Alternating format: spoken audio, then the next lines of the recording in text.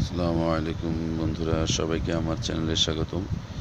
তো আপনাদের জন্য আরও একটি ভিডিও নিয়ে আসছি। এইবারের ভিডিওটিতে আপনাদেরকে আমি একটি ওয়ান টাইম ওষুধ সম্বন্ধে বলবো। অনেকেই ওয়ান টাইম ওষুধের খুব ভক্ত এবং খাওয়ার জন্য খুব ব্যস্ত। তো আগে আমি ভিডিওটা সম্বন্ধে বলার পূর্বে, প্রোডাক্টের সম্বন্ধে বলার পূর্বে একটা জিনিস বলে নিই। সেটা হচ্ছে, আপনারা যারা এখনও আমার চ্যানেলকে সাবস্ক্রাইব করেন নেই, দ্রুত সাবস্ক্রাইব করে নিন, যাতে আপনারা পেতে পারেন এরকম চমৎকার সব ভিডিওগুলো।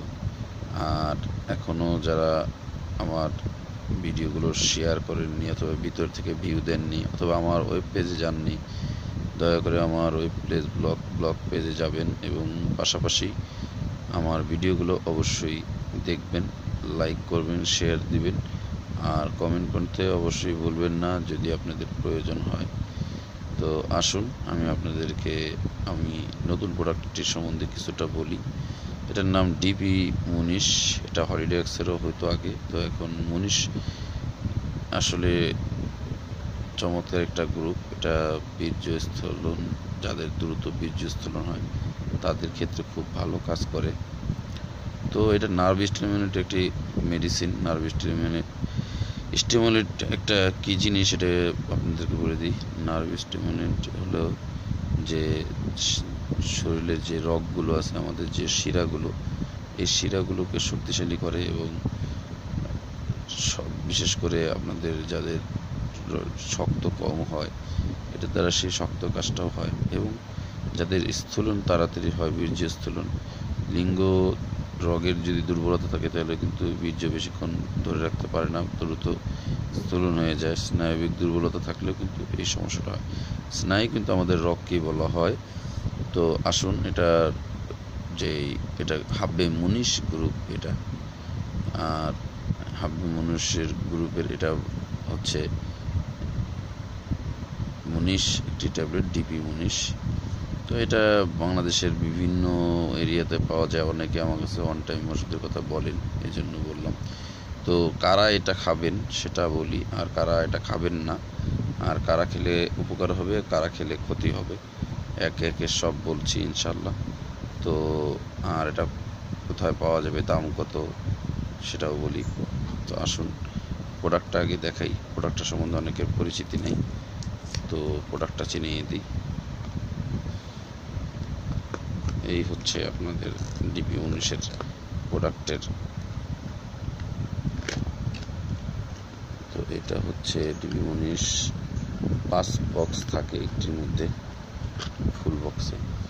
এই হচ্ছে ফুল বক্সের যে ট্যাবলেট, সেটা এটার মধ্যে আছে।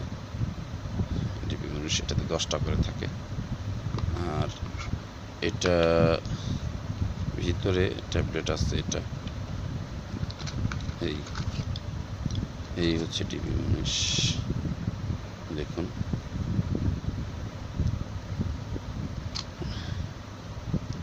ডিপি মুনিশ এটা, আর এটাতে 10টা ট্যাবলেট থাকে। এটা খাওয়ার কি নিয়ম সেটা বলছি। এখন আপনাদেরকে যেটা বলবো সেটা হচ্ছে, এই ডিপি মুনিশ মূলত কারা খাবেন আর কারা এটা খাবেন না। আমি একটা কথা বলি দিই, যাদের বয়স 16, 17, 18, 21, 20, 22, অথবা 23, 24, এরকম 26, 30 বছরও হয়েছে, 30 বিয়ে শাদী করেছেন, হয়তো অনেকে নতুন, এইসব রোগীরা ভুলেও প্রথমেই কিন্তু ওয়ান টাইম ওষুধ খাওয়ার চেষ্টা করবেন না। যদি হস্তিমৈথুনের কারণে লিঙ্গ শিথিল হয়ে যায়, এবং লিঙ্গের নার্ভগুলো নষ্ট হয়ে যায়, এবং লিঙ্গ দুর্বল হয়ে যায়, এবং সেক্স করতে একবারই সমস্যা হয়ে যায়, সেক্ষেত্রে আপনারা অবশ্যই আমার কাছ থেকে পরামর্শ নিয়ে ওষুধের চিকিৎসা নেবেন। আর মুনিশ খেয়ে অথবা অন টাইম ট্যাবলেট খেয়ে আপনারা ভুলেও সেক্স করতে যাবেন না প্রথমেই। কারণ এগুলো অন টাইম ওষুধগুলো কিন্তু আপনাদের যেমন উপকার আছে, তেমনি ক্ষতিতেও, সাইড এফেক্টও হয়। অন টাইম ওষুধগুলো আপনারা, আমি যেটা বলি সেটা হচ্ছে, আপনারা দেখা যাচ্ছে অন টাইম ওষুধগুলো আসলে রোগের জন্য তৈরি করা হয়েছে। এটা কিন্তু কোম্পানির কোনো দোষ না। এটা মূলত সেই সকল রোগীর জন্য যাদের বয়স 50 আপ হয়ে গেছে, কিন্তু তাদের হার্টের, প্রেশারের, এবং বিশেষ করে হার্টের এবং প্রেশারের কোনো সমস্যা নেই, কিন্তু তার লিঙ্গ সময় বীর্যস্খলনের সময়টা খুব কম পান আর লিঙ্গে দুর্বলতা আছে, এইসব রোগীর খুব দরকার এই ট্যাবলেটটা। কারণ দেখা যাচ্ছে সে ওয়াইফ নতুন, অথবা ওয়াইফ হয়তো চাহিদা কম থাকে, অনেকে বয়সের ডিস্টেন্স 15-20 বছর বয়সের ডিস্টেন্সে বিয়ে শাদী করেন, সেক্ষেত্রে ওয়াইফের সেক্স ঠিক থাকে, তার সেক্স ঠিক নষ্ট হয়ে যায়। এখন এই মুহূর্তে বউ ঠিক রাখতে গেলে, নিজেকে ঠিক রাখতে গেলে এই সময় এইরকম ক্যাপসুল ট্যাবলেটের প্রয়োজন হয়। শুধুমাত্র তাদের জন্য আমি এটা সাজেস্ট করি, সবার জন্য নয়। যারা বয়স কম, অল্প বয়স্ক, তারা কিন্তু এসব অন টাইম ট্যাবলেট জেনে শুনে এগুলো খাবেন না। কারো কাছ থেকে জেনে অন টাইম একটা ট্যাবলেট নিয়ে আপনারা যান, এগুলো কিন্তু করবেন না। আপনাদের যদি এরকম সমস্যা হয় যে না এটা রোগ হয়েছে, রোগের ক্ষেত্রে আপনারা কি করবেন, সেক্ষেত্রে আপনারা অবশ্যই আমার কাছে কল করবেন। রোগের জন্য আলাদা চিকিৎসা আছে, ওষুধ আছে, আর এটাও রোগীর জন্যই বানানো হয়েছে, তবে সব রোগীর জন্য না।